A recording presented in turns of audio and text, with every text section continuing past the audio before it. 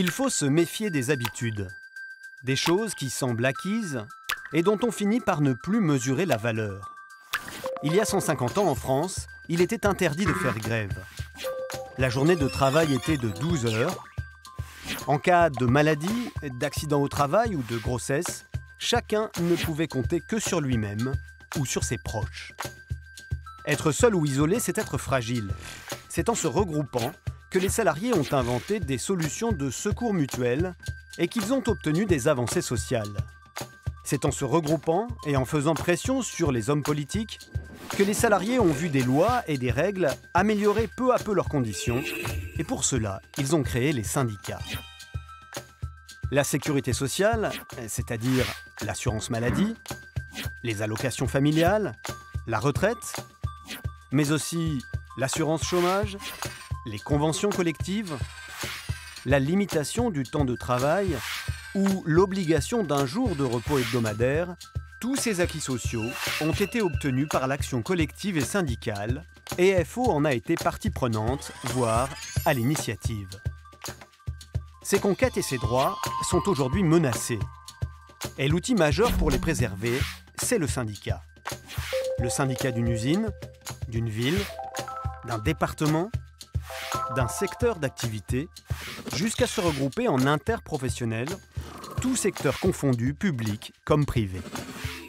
La force de FO, ce sont ses adhérents qui décident démocratiquement de l'action de leur syndicat. Salariés, chômeurs, retraités, jeunes à la recherche d'un premier emploi, ouvriers, employés comme cadres, chacun a sa place à FO sur le principe de la solidarité entre tous les salariés.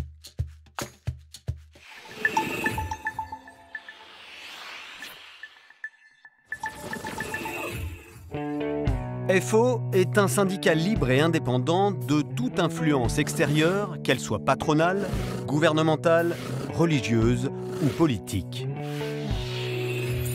Cette indépendance, véritable ADN de FO, l'amène à ne jamais prendre position lors des élections politiques. Des valeurs fondamentales rassemblent les membres de FO. Il s'agit de la liberté, la démocratie, l'égalité, la solidarité et la laïcité.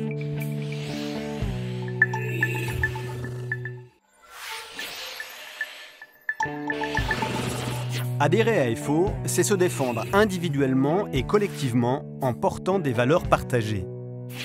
Adhérer à FO, c'est accéder à un réseau de militants experts présents partout en France et à l'international, dans toutes les professions et tous les secteurs. Adhérer et militer à FO, c'est porter l'idée qu'en démocratie, la négociation est la voie première de conclusion d'accords favorables aux salariés, tant que leurs intérêts sont respectés.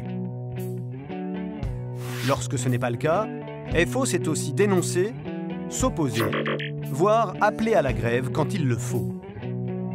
Ce que nous avons gagné, ne le perdons pas.